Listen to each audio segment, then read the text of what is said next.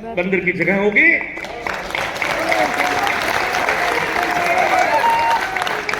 और साथियों, आज मुझे दुख है कि मेरा छोटा भाई विजय बीच में नहीं है। उसके साथ भी खड़े होने वाले रात को 3 बजे, भाई लोकमन जी ध्यान थे, गोलियां चल रही थी दादरी में, सर के ऊपर से गोलियां जा रही थी, मैं रात को 3 बजे वहां खड़ा हुआ। रात को 3 बजे मैं वहां खड़ा हुआ था। अनिल पंडित जी जानते हैं इस बात को। पहले गद्दारों को, समाज में छुपे हुए इन भेड़ियों को, इनको पहचान कर इनको बाहर करूंगा।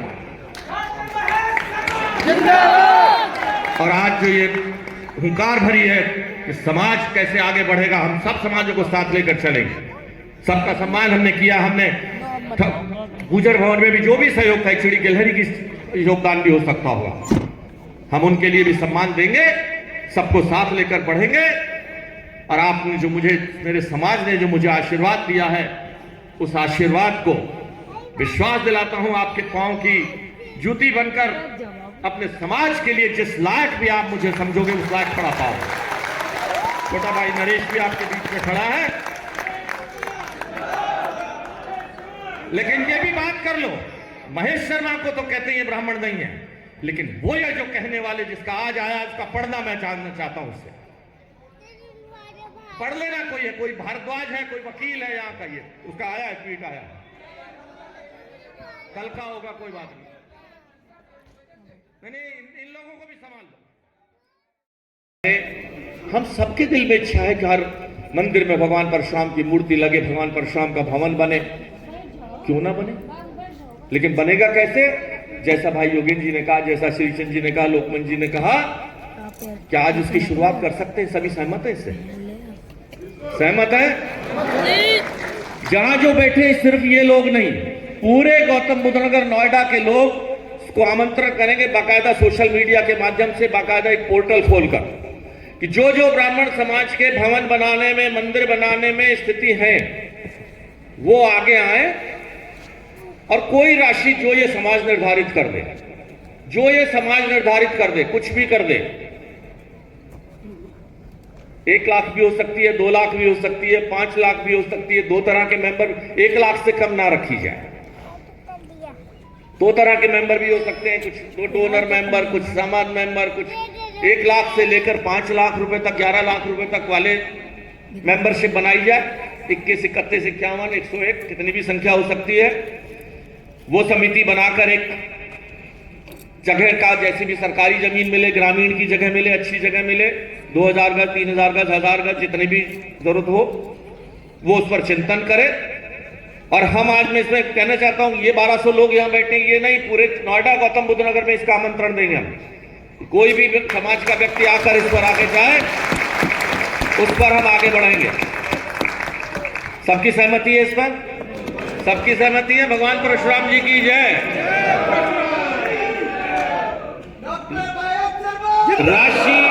राशि ये जो लोग बैठे हैं, ये सामने खड़े, ये तय करें। लेकिन मेरी सुझाव है कि 1 लाख से कम ना हो, ठीक है? उसके बाद कोई 101 रुपए भी देगा तो लेंगे, लेकिन उस मेंबरशिप, उस ट्रस्ट की बनने के लिए 1 लाख रुपए तक की राशि, और फिर 5 लाख वाले, फिर 11 लाख वाले मेंबर। मैं उसकी शुरुआत 21 लाख रुपए देकर कर रहा हूं।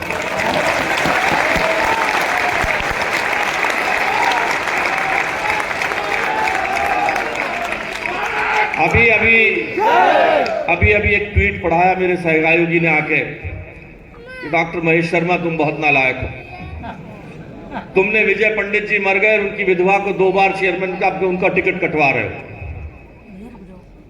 भारद्वाज है, वकील भी है। भारद्वाज इसलिए मैंने भारद्वाज जी से पूछ लिया, ब्राह्मण ही होते ना, काला चश्मा लगाने से, मैं भी भारद्वाज गोत्र का हूं। तो उसने पूछा है, बड़ा अच्छा सा 3-4 लाइनें लिखी है, 10 लाइनें, किसकी गो हत्या कर रहे हो, उस गीता पंडित की गो हत्या कर रहे हो टिकट कटवा के। भाइयों, टिकट तो मिला ही नहीं अभी किसी को। ऐसे गाल बजाओं का, ऐसे समाज के दुश्मनों को जूते भी पाड़ने का हक आपको है। ऐसे समाज के गद्दारों को, जिन्होंने आज तक समाज के लिए 1 रुपया, एक काम नहीं किया, जो गाल बजाते हैं, उनको भी सामाजिक रूप से बहिष्कार हो, कभी गद्दारों का नाम लिखा जाए। पूछा जाए इस भारद्वाज से, पूछा जाए इस वकील से, कौन है ये? 2 बार जब गीता पंडित चेयरमैन बनी तो किसने बनाया? मैंने नहीं बनाया। 2100 वोट से जीत रही थी। बताएं श्री संजय ऐसे समाज के गद्दारों के लिए समाज क्या फैसला करता है? ऐसे भौंकने वालों के लिए समाज के पास क्या स्थान है? और उनसे पूछा जाए कि उन्होंने क्या किया, पूछा जाए उनसे, उन्होंने समाज का मंदिर बनाने के लिए, गीता पंडित को चेयरमैन बनाने के लिए 2 बार वो चेयरमैन बनी है, तो मेरा योगदान 0 था। आज अगर उसकी टिकट कटेगी या नहीं कटेगी, मुझ कर जा बेटी, मैंने तुम्हें बेटी और बहन कहा है। आज अगर उसका टिकट कटेगा या नहीं कटेगा ये मुझे भी नहीं पता, किसी के बाप को भी नहीं पता, जिसका भी कोई हो, मुझे नहीं पता क्या होगा। तो गोहत्या हो गई, गोहत्या हो गई। वो दलाल किस्म के लोग जो चंद पैसे की खातिर अपने समाज के साथ छोड़कर कहीं भीख मांगते हैं, चरणों में लौटते हैं, ऐसे गद्दारों के लिए हमारे पास क्या विषय है, मैं भी पूछना चाहता हूं। क्या ये समाज कहता है कि ऐसे लोगों का बहिष्कार किया जाए? कर देना चाहिए। उनसे पूछा जाए कि तुमने क्या किया, तुम पहले अपने अपराध में झांक कर देखो। साथियों, 40 साल हो गए मुझे जहां रहते, मुझे ब्राह्मण मानने को तैयार नहीं। मेरे ही समाज के एक रिश्तेदार, मेरे ही रिश्तेदार कहते हैं वो प्राप्त, मुझे नहीं पता है कि नहीं, बोले ये तो ब्राह्मण नहीं है, तो खाती है, तो लोहार है, तो जमात, पता नहीं क्या क्या है। मैंने कहा कोई बात नहीं। तो उन्होंने कहा तुम तो रिश्तेदार कहते हो। बोला हाँ जी, रिश्तेदारों गलती से शादी हो गई। आज सड़क पर पड़े, किनारे पर पड़े, में शर्म आती उनको, साथ मुझे अपना रिश्तेदार कहते हैं। ऐसे ऐसे लोग हैं। फिर ये कहा साहब ये तो किसी अंदर वाले को किसी को नहीं बढ़ने देगा, ये तो पता नहीं क्या है। मेरे पास आए थे लोग, बोलो डॉक्टर महेश शर्मा, जब बेटी का ब्याह हुए 10 साल हो चुके थे, अगर तुम ब्राह्मण कहते हो, कौन से इच्छुरी, हाँ, तो अपनी बेटी यहाँ के ब्राह्मणों में बहा के दिखाओ। बेटी की ब्याह हुए 10 साल हो गए, बेटी का ब्याह हुए 10 साल हो गए, उससे 8 साल का बेटा भी है। अब वो कह रहे मेरी बेटी को ब्याह के दिखाओ। ये सवाल वो किसी और से नहीं पूछते कि किस गुर्जर ने, किस जाट ने, किस ब्राह्मण ने, ये कहां का सवाल है? ये किस समाज, ब्राह्मण समाज में लिखा है कि हम अपनी बेटी की समाज में ब्याह करेंगे, नहीं करेंगे? और तुम अपनी बेटी किसके ब्याह समाज में ब्याह करोगे? क्या उन्होंने ये सवाल किसी और से पूछने की हिम्मत जुटाई? मुंह से जता तो मुंह तोड़ के वहीं फेंक दिए जाते। मैं ब्राह्मण नहीं हूं, मैंने ब्राह्मण समाज के लिए कुछ नहीं किया। अगर ब्राह्मण समाज के लिए कुछ नहीं किया, ये श्रीचंद शर्मा जी बैठे हैं, ये गीता शर्मा बैठी है, राकेश शर्मा अध्यक्ष बैठे हुए हैं, अतुल शर्मा यहां के अध्यक्ष बनकर चले गए, और भी बहुत सारे ब्राह्मण ने काम किया है। योगेंद्र शर्मा ने, ये तो पता नहीं कौन से, तो बड़े वाले ब्राह्मण। ऐसे ब्राह्मणों के बीच जो गद्दार बैठे हैं उनको पहचानो। आज ब्राह्मण समाज के इस मंदिर की रात की स्थिति, ये बहुत बड़ी बात है। मैं बधाई देता हूं इन शूरवीरों को, परशुराम वीरों को। आपको मेरी शुभकामनाएं। इस क्षेत्र में आप और आगे बढ़े। हम दोनों भाइयों ने, और अभी तो कही दिया श्रीचंद जी ने, मैं भी, भाई सतीश गौतम जी, भाई मनोज तिवारी जी जो अभी कार्य से चले गए हैं, हम सब, पूरा समाज आपके साथ खड़ा है। ब्राह्मण कभी आतताई नहीं हुआ, कभी अत्याचारी नहीं हुआ।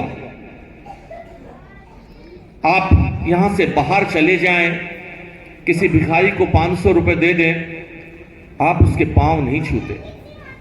आप उससे सांत्वना रखते हैं कि मैंने एक भिखारी को 500 रुपए दिए, उससे वो घर में रोटी खाएगा, अपनी बेटी की शादी करेगा, क्या करेगा ना जाने। आपके मन में एक दाता का भाव आता है, गिवर का भाव आता है, देने वाले का भाव आता है। और ये मनुष्य स्वभाव से स्वार्थी है, ये सिर्फ देने वाले को नमन करता है, कभी किसी भिखारी के पांव नहीं छूता। सबसे बड़ा देने वाला वो परमपिता परमेश्वर, उसको हम नमन करते हैं। भगवान परशुराम को नमन करते हैं, भगवान राम को नमन करते हैं, भगवान शिव को नमन करते हैं, देने वाले हैं वो। उसके बाद देने वाले हैं तो हमारे माता पिता हैं, जिनको हम नमन करते हैं। ये हमारे माँ बाप हैं, इन्होंने हमें जन्म दिया है। और तीसरा, अगर नमन किसी को करते हैं तो हम गुरु को करते हैं, और गुरु के रूप में ब्राह्मण को करते हैं। भाई अवस्थी जी बैठे हैं, पत्रकार हैं, वरिष्ठ, मुकेश जी कवि हैं, गोस्वामी जी, गुरु को इसलिए नमन करते हैं कि उसने समाज में चलने का, जीने का, उंगली पकड़कर आगे बढ़ने का रास्ता दिया है। और गुरु का एक और बहुत बड़ी क्वालिटी है जो ब्राह्मण समाज में है। ज्यादातर पत्रकार और शिक्षक वर्ग में ब्राह्मण रहे शुरुआत में, अब व्यवस्थाएं बदल सकती हैं। ये दिशा देने वाले रहे, और देने वाले के साथ साथ गुरु ही एक, एच के शर्मा जी कहां गए, कि गुरु ही एक ऐसा व्यक्तित्व है जो अपने से बड़ा अपने शिष्य को देखना चाहता है। ये गुण भाई में नहीं होता, ये गुण किसी दोस्त में नहीं होता। अपने से बड़ा बढ़ के देखना चाहता है तो हर गुरु ये चाहता है कि मेरा शिष्य मंत्री बन जाए, डॉक्टर बन जाए, इंजीनियर बन जाए, आईएएस बन जाए, प्रधानमंत्री बन जाए, और चौराहे पर जाकर पांव छूता है अपने गुरु के। तो देने का तो बाध्य ब्राह्मण समाज में जब आप पैदा हो गए तो आप दाता हो गए। कुछ ना दे पाए किसी को, महाराज संत बैठे हुए हैं कि 100 रुपए ना दे पाए लेकिन 100 रुपए का ज्ञान जरूर दे देंगे। ये बात सच है, इसमें कोई दो राय नहीं। 100 रुपए का ज्ञान जरूर दे देंगे, ये बात आपको जन्म से मिली है कि हम विप्र समाज में पैदा होकर इस समाज को ज्ञान तो जरूर देंगे। साथियों, मैं 40 साल 1 नवंबर 82 को इस शहर में आया था। 40 वर्ष इस शहर में रहा हूं। यहाँ के लोगों ने बहुत प्यार दिया। मैं सब धर्म, जाति, बिरादरी के सभी लोगों को धन्यवाद देता हूँ, लेकिन मेरा मूल, मेरा तना, मेरा समाज, मेरा ब्राह्मण समाज है। मुझे कहने में कोई संकोच नहीं है। मैं सब समाजों का धन्यवाद देता हूं, उनका सम्मान भी करता हूं, उनके काम भी करता हूं, उसमें कोई दो राय नहीं। लेकिन अपने समाज के लोगों के साथ भी खड़ा होता हूं, इसमें भी कोई दो राय नहीं। और उसके उदाहरण है आपके सामने। नाम नहीं लूंगा यहां से, तो अहंकार भाव मुझ में भी पैदा हो जाएगा। कहीं ब्राह्मण में अहंकार पैदा ना हो जाए, इसलिए ब्राह्मण को 6 काम दिए थे। पठन, पढ़ो, पाठन, पढ़ाओ, यजन, यज्ञ करो, याजन, यज्ञ कराओ, दान और प्रतिज्ञा। ज्ञान देना लेने का भाव भी ब्राह्मण को इसलिए दिया था भगवान ने कि कहीं ये ब्राह्मण देने वाला बनकर अहंकारी ना हो जाए। देने वाले का हाथ यूं होता है मांगने के लिए। जब दान लेने ब्राह्मण जाता है किसी जगह पर, राजा के बेटे को भी कहा था कि ये कटोरा लेकर जाओ, समाज से भिक्षा मांग कर आओ तो शाम को रोटी मिलेगी। और जब किसी को भगवान ये कह देता है कि तुम दान मांग लाओ, तो इसका मतलब उसमें एक भाव पैदा कर देता है। मांगने वाले का अहम भाव पहले नीचे करना पड़ता है, जब भी हाथ यूं होता है, कटोरा यूं होता है। इसलिए ब्राह्मण को दान के लेने के लिए ईश्वर ने व्यवस्था की, कर्मकुल ने व्यवस्था करी। यह व्यवस्था हमारी बनाई हुई नहीं है, ये किसी ब्राह्मण की बनाई हुई व्यवस्था नहीं है। अगर ब्राह्मण की बनाई हुई व्यवस्था होती तो ब्राह्मण क्या कहता, मुझे क्षत्रिय का बल दे दे, मुझे वैश्य जैसा पैसे कमाने वाला बना दे, और मुझे ब्राह्मण जैसा ज्ञान दे दे। वो ऐसा व्यक्तित्व पैदा करता। ब्राह्मण ने जब वर्ण व्यवस्था जिसने भी बनाई, ब्राह्मण व्यवहार की अगर कहीं चर्चा होती है तो वेदों से होती है। और वेद अपौरुष है, वेद अनादि है, ना उनकी शुरुआत किसी ने करी। आज तक नहीं पता कि वेद किसने लिखे। कोई ये नहीं कह सकता कि मैंने वेद लिखे या भगवान ने उन्होंने वेद लिखे। वेद अनादि हैं, अपौरुष है, किसने लिखे, किसी पुरुष ने नहीं लिखे। इसीलिए वेद के साथ ब्राह्मण व्यवहार को जोड़ा गया है कि ब्राह्मण व्यवहार में भगवान बुद्ध और महावीर तक ने भी यहां से कहा है कि सिर्फ जटा बढ़ा लेने से ब्राह्मण नहीं हो जाता, सिर्फ मुनि वस्त्र पहनने से ब्राह्मण नहीं हो जाता। जो पवित्र है, जो सुसंस्कृत है, जो ज्ञानी है, जो चरित्रवान है, इन गुणों के साथ जो व्यक्तित्व पैदा होता है वह ब्राह्मण है। ब्राह्मण कुल में रहकर हम गर्व और गौरव से कहते हैं कि विश्लेषण की हमें शक्ति दी है भगवान ने। जेनेटिकली ये टेस्ट हुआ है कि ब्राह्मण के जीन्स सुपीरियर क्लास के जीन्स होते हैं। विश्लेषण का मतलब हर चीज के एनालिसिस करें। ये पेन में किसी यहां बच्चे को दे दो कि भैया इस पेन में कितना लोहा, कितना स्टील, कितनी स्याही, कितनी है, तो वहां से बैठ के तो कोई ज्योतिषी बता सकता है किसमें क्या होगा। लेकिन कोई यूं कह दे कि मैं इसमें बता दूंगा कि कितने % लोहा, लकड़ी, स्टील इसमें है, नहीं बता सकता जी।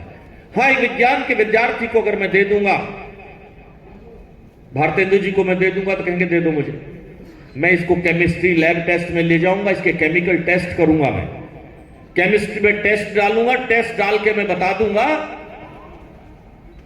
कि इसमें कितना लकड़ी, कितनी लोहा, कितना स्टील है।